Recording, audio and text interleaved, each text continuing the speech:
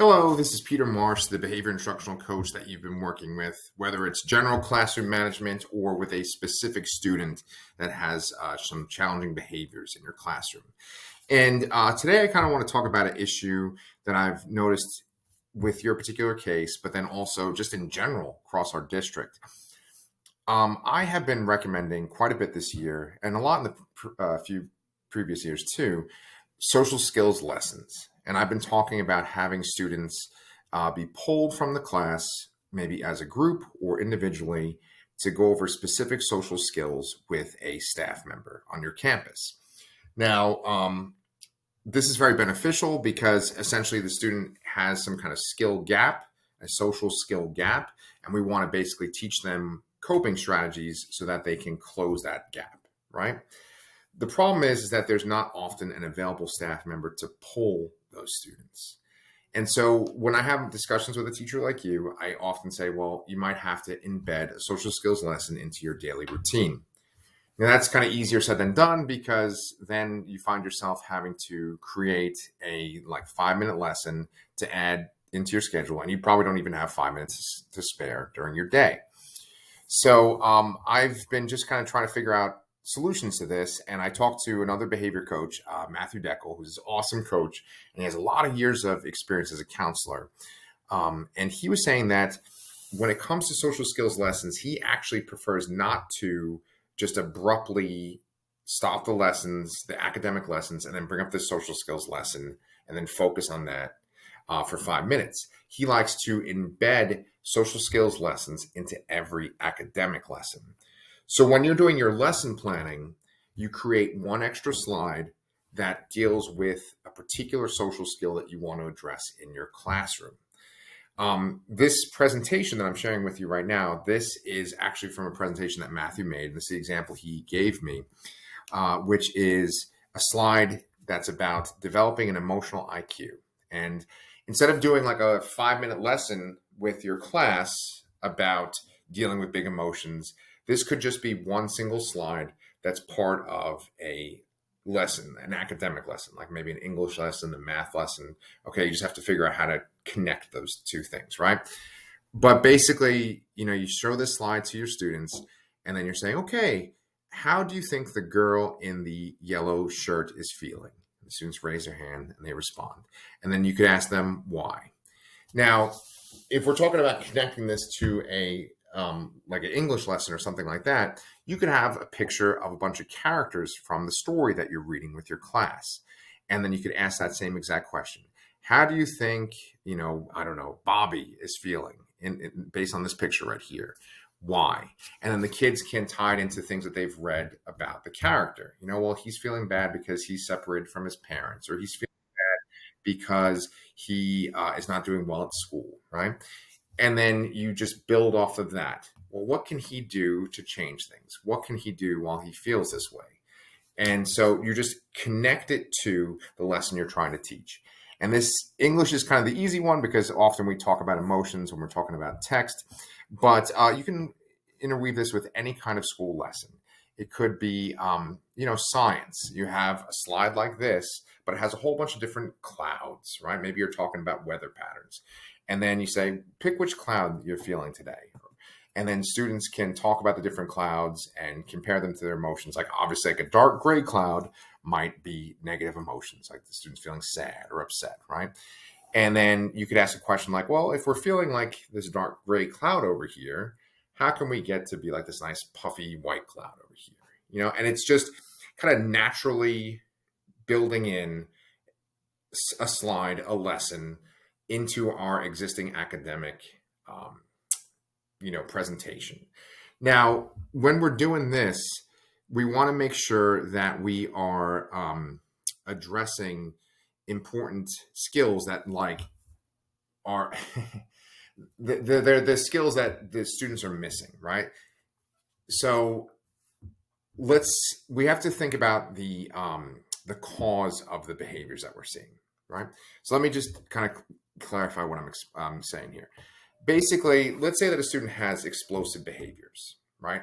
On Monday, they scream at the teacher and they run out of the classroom. On Tuesday, they throw a book at a peer. On Wednesday, they try to punch a teacher, right? These are all aggressive behaviors, and they're three different types of behaviors, right? One's elopement, one is, aggression towards a student, one is aggression towards staff, right? Three different behaviors, but they all kind of come from the same source. And so at this point of the school year, we have to identify what that source is. Why is the student having these explosive behaviors? Are they having the explosive behaviors because they want to get someone's attention, the teacher's attention? Are they having those explosive behaviors because they have a problem waiting their turn, right?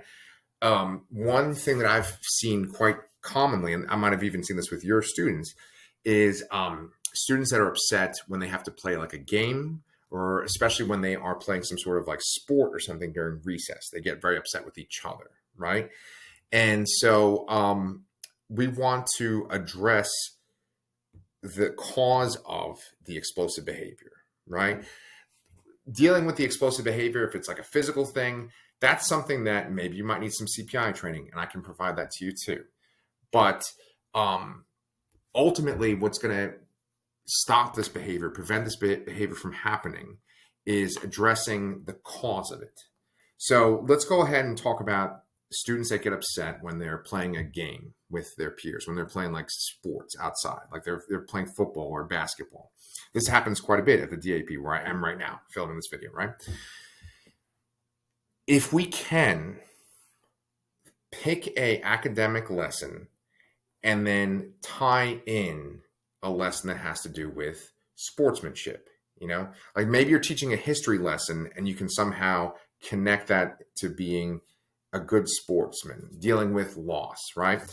And then as an extension of that, we should do a lesson, like one single that might have a video that's about good sportsmanship.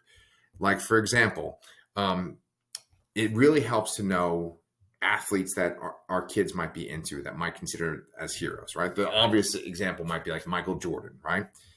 I bet you there is a clip on YouTube that has Michael Jordan talking about times that he's lost and what he's done, right? And there's an example of Michael Jordan being a good sportsman, even though he has lost a game. I'm sure there's a lot of examples of him being a bad sportsman too, but we want to focus on the time that he accepted loss, right?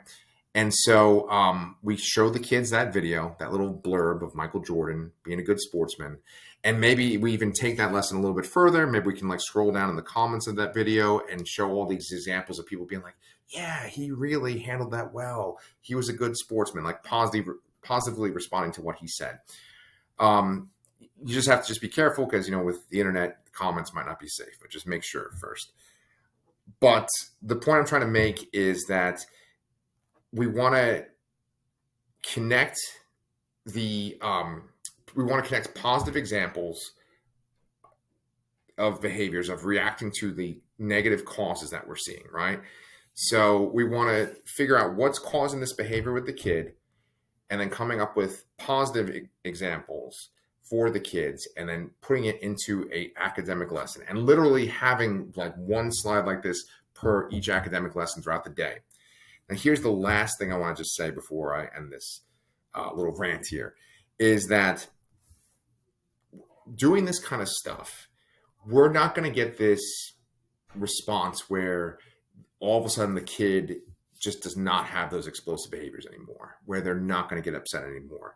We will see a slow but steady reduction in these behaviors. And we might go from they blow up every single day after recess to they blow up every 3 days after recess. The only way that this is going to happen, though, is if we consistently interweave these social skills lessons into our academic lessons every single day. And we're just constantly talking about feelings and how to respond appropriately to those feelings, So just for my recommendation for today is think about the behaviors you're seeing from your student. Think about what's the cause.